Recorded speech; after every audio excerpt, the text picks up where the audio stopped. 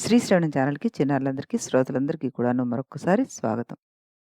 శ్రీరాముని శరణుజొచ్చిన విభీషణుడు చక్కగా యుద్ధంలో శ్రీరాముడికి హెల్ప్ చేస్తూ వస్తున్నాడనమాట. ఎవరెవరు ఎలాంటి పరాక్రమం కలిగిన వాళ్ళు, ఎలా వాళ్ళని మనం జయించొచ్చు ఇవన్నీ కూడా చెప్పుకుంటూ వస్తున్నాడు. అలాగే యుద్ధంలో నిన్న కుంభకర్ణుడిని సంహరించడం జరిగింది. ఆ తర్వాత యుద్ధరంగంలో ఇంద్రజిత్తు రామలక్ష్మణులు జయించాలని బ్రహ్మాస్త్రాలను ప్రయోగిస్తే రామలక్ష్మణులు వానరులందరూను మూర్ఛ పొందారు. ఆ అస్త్ర ప్రభావం సోకని విభీషణుడు నెమ్మదిగా వానర యోధులందరి దగ్గరికి వెళ్ళి వారి చెవుల్లో ధైర్యవచనాలు పలుకుతూ ఉంటే హనుమ కూడాను లేచి తన వారికి ఉత్సాహం కల్పించే ప్రయత్నం ఆరంభించాడు. అలా విభీషణుడు జాంబవంతుడిని సమీపించి, తాత, ఈ క్రూరుని బాణాలు నీ ప్రాణాలు తీయలేదు కదా అని అంటే జాంబవంతుడు, ఆ బాణ తీవ్రతకు నా కళ్ళు మూసుకుపోయున్నాయి. కంఠస్వరాన్ని బట్టి నువ్వు విభీషణుడవని గుర్తిస్తున్నాను నేను. మన హనుమ వాయునందనుడు సజీవంగా ఉన్నాడా లేడా ఫస్ట్ అని అడిగాట. అంతటి విభీషణుడు, తాత, రామలక్ష్మణులు, అంగద, సుగ్రీవులు ఏమయ్యారని అడగకుండా ఒక హనుమంతుడిని గురించి ఎందుకు అడుగుతున్నావు నువ్వు? ఏమిటింత హనుమపై నీకు మమకారము అని అడిగాట. అప్పుడు జాంబవంతుడు అన్నట్ట, నాయనా, హనుమ ఒక్కడు జీవించి ఉంటే అందరూ జీవించి ఉన్నట్లే అంటూ సమాధానం చెప్పాట. అప్పుడు జాంబవంతుడి దగ్గరికి హనుమ వస్తే, హనుమ ఏం చేశాడు? సంజీవ పర్వతం తీసుకురావడం, దాని గాలి సోకగానే రామలక్ష్మణ వానరులందరూ లేచి ఉత్తేజితులవ్వడం జరిగిపోయింది. ఇంద్రజిత్తు తన రథం మీద మాయా సీతను ఉంచి, ఈమెను సంహరిస్తే చాలు, మీరంతా నేలకూలిపోతారు అని చెప్పాడు. ఆ తర్వాత ఏం చేశాడు? నికుంభిల అన్న హోమం చేయడానికి అతను వెళ్ళాడు. ఇంద్రజిత్తు సీతను చంపేశాడని చెప్పగానే లక్ష్మణుడు జరిగిన కథ అంతా విభీషణుడికి తెలియజేశాడు. ఆ మాటలు విన్న విభీషణుడు, అది అసంభవం. లంకేశ్వరుడు స్వభావం నాకు బాగా తెలుసు. ఆయన ప్రాణాలుండగా జానకిని సంహరింపనివ్వడు. మరొక మాట, జానకీదేవి ఉన్న ప్రాంతానికి అసలెవరూ వెళ్ళలేరు. ఇంద్రజిత్తు వాడు ఒక పెద్ద మాయావి. ఏదో మోసం చేసి నికుంభిలకు వెళ్ళి అగ్నిని తృప్తి చేసి అజేయుడై వస్తాడు. అది జరగకుండా మనం కాపాడాలి లక్ష్మణ. వానర యోధులతోటి నా వెంట నువ్వు బయలుదేరని చెప్పి రాముడితోటి తిరిగి ఏమని చెప్పాడు? రామా, ఇప్పుడు వెళ్ళి ఇంద్రజిత్తు ప్రయత్నము ధ్వంసం చెయ్యకపోతే వాడు బ్రహ్మశిరోనామకాస్త్రాన్ని సాధించేస్తాడు. అప్పుడు ఇంక మనం చేయగలిగిందంటూ ఏమి ఉండదు. ఈ నికుంభిల యజ్ఞాన్ని విఘ్నం చేసిన వాడే ఇంద్రజిత్తును వధిస్తాడని బ్రహ్మవాక్కు. వీడు కన్ను మూసిన క్షణంలో రావణుడు సర్వశక్తి శూన్యుడు అయినట్టే అంటూ చెప్పాట. అప్పుడు లక్ష్మణుడితోటి రాముడన్నాడు, లక్ష్మణ, బయలుదేరు. నీ వెంట మనం హనుమ, వానర వీరులు, విభీషణుడు ఉంటారని చెప్పారు. ఆ తర్వాత రాముని ఆశీర్వాదం తీసుకుని లక్ష్మణుడు, హనుమ, వానర వీరుడు విభీషణుడితో సహా బయలుదేరి ఈ నికుంభుల యజ్ఞం దగ్గరికి చేరుకుంటారు. ఇంద్రజిత్తుతోటి హోరాహోరీగా పోరాడతాడు ఈ లక్ష్మణుడు. విభీషణుడు కూడా ఇంద్రజిత్తుతోటి యుద్ధం చేసి తన గదను ప్రయోగించి ఇంద్రజిత్తు గుర్రాలను నేలకూలుస్తాడు. చివరిగా లక్ష్మణుడు ఐంద్రాస్త్రం వేసి ఇంద్రజిత్తుని సంహరిస్తాడు. తర్వాత రావణాసురుడు రాముడి చేతిలో చనిపోతాడు. విభీషణుడితోటి రావణుడికి అంత్యక్రియలు సాగించాడు ఈ ధర్మాత్ముడు రాముడు. అప్పుడు విభీషణుడు రావణుని వంటి సాధు హింసకునికి అంత్యక్రియలు అవసరమా అని అన్నప్పుడు రాముడంటాడు, విభీషణుడా, ఎంతటి వైరమైనా మరణంతో పోవాలి. పైగా మీ అన్నగారు ఎంతటి మహాయోధుడు, దేవేంద్రులను జయించినవాడు, రణరంగంలో వెన్నుచూపని పరాక్రమం కలిగినవాడు. ఆయనకు దహన సంస్కారాలు జరిగి తీరాల్సిందే అన్నాడు. మరణాంతాని వైరాణి నివృత్తం నః ప్రయోజనం క్రియతామన్య సంస్కారో మమాప్యేష యథా తవ అన్నాడు.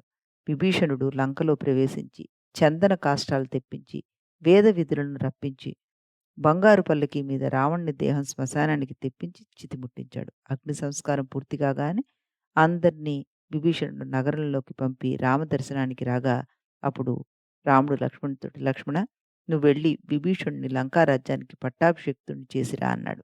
రాముడి ఆజ్ఞానుసారం లక్ష్మణుడు విభీషణుని సింహాసనం మీద అభిషేకించాడు. పద్మపురాణంలో మనకేం చెప్పబడింది అంటే, దశరథ మహారాజు కుమారుడైన శ్రీరాముడు భూమి మీద అవతరించి లంకాపట్నంలో ఉన్న రాక్షసరాజుని రావణ్ణి చంపి విభీషణ్ణి ఆ లంకా రాజ్యంలో నిలిపి తన స్వస్థానమైన వైకుంఠానికి వెళ్ళాడు. విష్ణు పూజ చేయడం యందు నియమం కలవాడైన ఆ విభీషణుడు వైకుంఠానికి వెళ్ళగా అప్పుడు విష్ణు అతన్ని చూసి, ఓ విభీషణ, నేను నీకు లంకాపట్నం ఇచ్చి ఏలుకోమని చెప్పాను కదా! అది మాని ఇప్పుడు ఇక్కడికెందుకొచ్చావు? అని అడిగాట. అంతట విభీషణుడు నారాయణుడితోటి ఏమన్నాడు? त्वामनाराध्य देवेश नाहं भोक्ष्यामि मे व्रतं भवदभ्यर्चनं देहि भगवन् भगनाशनम्. నిన్ను పూజింపక భోజనం చేయకూడదు అన్న వ్రతాన్ని పూనుకొనున్నాను నేను. జన్మలను నశింపచేయునిది అయిన నీ పూజ నాకు కలుగనిమ్ము అంటూ ప్రార్థించాట. విష్ణుదేవుడు విభీషణుడితోటి నీవు ప్రతి దినము తెల్లవారి ఆకాశ మార్గాన్ని ఇక్కడికి వచ్చి నన్ను భక్తితో పూజించి పోయి మళ్ళీ నీ రాజ్యాన్ని పరిపాలించుకో అని అన్నట్ట. దానికి విభీషణుడు ఏమన్నాడు? ప్రజల్ని ఏలేటట్టి రాజులకు కొంచెమైనను తీరిక ఉండదు. రాజైన వాడు ప్రజల యోగక్షేమాలు పట్టించుకోకుండా ఉంటే గనక అతనికి నరకం పొందుతాడు. కనుక శ్రీమన్నారాయణ, నేను ప్రజలను పాలింపవలయుట అవశ్యం కదా! అందుచేత నువ్వు నా వెంట వచ్చి ఆరాధనతో కూడిన వాడు అవ్వు అన్నట్ట. అట్లు కాని పక్షంలో నేను నా రాజ్యాన్ని వదులుకొని నిన్ను అర్చించడానికి ఇక్కడే ఉంటాను అన్నట్ట. అప్పుడు శ్రీమన్నారాయణుడు విష్ణుదేవుడు ఏమన్నాడు విభీషణుడితోటి, "నువ్వు ఎక్కడ ఉండగలవో అక్కడ నీ వెంట నేనొచ్చేస్తాను" అని చెప్పగా విభీషణుడు ఒక బంగారు ప్రాకారము, గోపురము ఏర్పరిచి, "ఓ స్వామి! నీవు ఈ బంగారు ప్రాకారంలో పెట్టెలో వేంచేసేయి. నేను దీంతోనే నిన్నెత్తుకొని నా పట్టణానికి వెళ్ళిపోతాను" అన్నట్టు. ఆ శ్రీహరి అతని మాట కాదనలేక ప్రణవాకారమైన ఆ బంగారు పెట్టెలోకి ప్రవేశించాడు. వెంటనే విభీషణుడు పెట్టెతో పాటు విష్ణుదేవుడిని ఎత్తుకుని ఆకాశ మార్గంలో లంకాపట్నానికి వెళ్తుంటే కావేరీ నదిని చూసి అప్పటికి మధ్యాహ్న కాలం నందు ఆ నదందు స్నానం చేసి మధ్యాహ్న సంధ్యావందన క్రియలు చేయాలని ఆచరించదలిచి శ్రీరంగ క్షేత్రం నందు ఆ పెట్టెను పెట్టి అనుష్ఠానం తీర్చుకోవాలని మరల పెట్టెను ఎత్తడానికి యథాశక్తి ప్రయత్నం చేస్తే అశక్తుడైపోయాట. విభీషణుడు ఆ పెట్టెను ఎత్తడానికి శక్తి చాలని వాడై భగవంతుణ్ణి ప్రార్థించగా విష్ణుదేవుడు అనుగ్రహించి, "విభీషణ, నా మాట విను. ఈ ప్రదేశము శ్రీవైకుంఠం అనే రమ్యమైన ప్రదేశం అవుతుంది. ముక్తికి సాధనమైనటువంటి ఈ పుణ్యక్షేత్రాన్ని నేను విడవను. అదీగాక ఈ కావేరీ నది గంగా నది కంటే శ్రేష్టమైనదని నాకు అనిపిస్తోంది. కాబట్టి నీకు హితం చెప్తాను, నా మాట విను." कृतत्रेता द्वापरेषु स्वरूपेण कलौ युगे वैशाखे वायुरूपेण पूर्णिमामासि सङ्गता विशाखया यदा शास्य द्राकासोमग्रहोपमा तस्यामागत्य विधिवदराधय विभीषण. కృతత్రేతా ద్వాపరేషు స్వరూపేణ కలౌ యుగే పద్మపురాణంలోదిది. వైశాఖే వాయురూపేణ నీవు కృతత్రేతా ద్వాపర యుగాలందు ఈ రూపంతోనూ కలియుగం నందు వాయు రూపంతోనూ ప్రతి వైశాఖ శుక్ల పూర్ణిమయందు ఇక్కడికి వచ్చి నన్ను ఆరాధించి వెళ్ళు. ఆ ఒకనాటి ఆరాధన నీకు సంవత్సర కాలము ఆరాధించిన ఫలితాన్నిస్తుంది.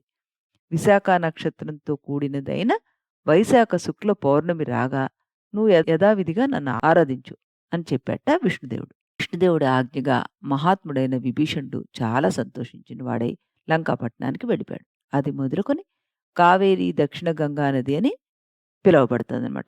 శ్రీరంగము దక్షిణ కాశీ అని చెప్పబడుతోంది. విభీషణుని వ్యక్తిత్వం ఏమిటి అంటే సప్త చిరంజీవుల్లో ఈయన ఒకడు.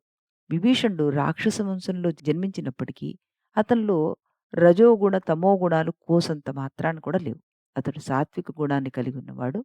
విభీషణుడు సుస్వభావుడు, ధర్మపారాయణుడు, జితేంద్రియుడు, స్వాధ్యాయ నిరతుడు, వినయ వివేకశీలుడు. రాక్షసుల కులంలో జన్మించినా కూడాను అతని మనసు ఎప్పుడు కూడాను అధర్మం వైపుకు వెళ్ళలేదు.